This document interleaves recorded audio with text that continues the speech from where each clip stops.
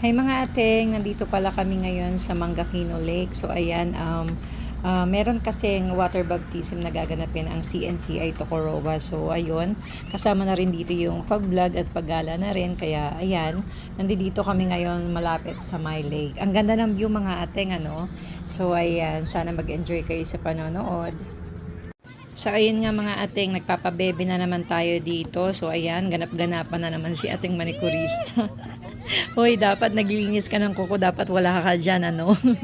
Gusto ko sanang maligo mga ating, kaso nga lang, wala kasi akong baon na damit. At saka isa pa, super init talaga. So ayun, in-enjoy ko na lang manood dun sa mga bata na kasama namin.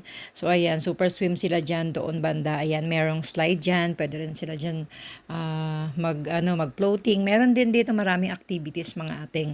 Ang dami palang dumadaan dito na may mga dalang yak, tapos naglalakihan. So ayan, ito jet ski.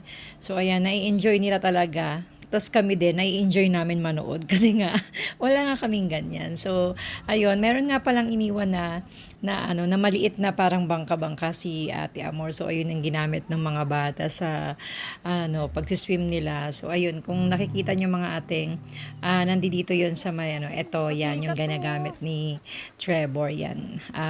So ayan, na-enjoy naman ng mga bata yung nila. Sana kung nandito yung mga anak ko, siguro nag-swimming din sila diyan.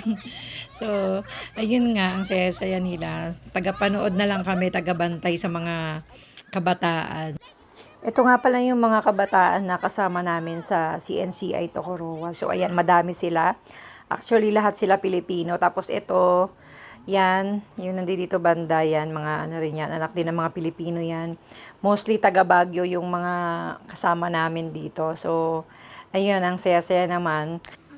Ayun nga mga ateng, dahil nga Waitangi Day ngayon, ibig sabihin nun holiday mga ateng. Kaya ayan, ang daming mga tao na pumunta dito sa lake. So, iba't ibang lahi nga pala yung nakita ko dito mga ateng. Mostly Pinoy at saka Indian, tapos yung iba PG pero mukhang Indian, tapos yung iba naman mga South African pero mukha silang Kiwi, mukha silang Maori kasi mga mapuputi rin sila. So ayan, siguro yung iba dito yung talaga mga taga dito na sa New Zealand, yung iba nakita ko dyan mga ating. So ayan, napakadami palang boat na dumaong dyan kanina at ayun nga, hindi na namin mabilang sa sobrang dami. Kada minuto mayroong bumababang mga bangka-bangka na yan. Kaya na-amaze na lang kami kasi ang gaganda talaga ng mga bangka nila, grabe. Mahal yata yung mga ganyan dito eh. Mas lalo pa siguro pag yung malalaki pa, yung super lalaki.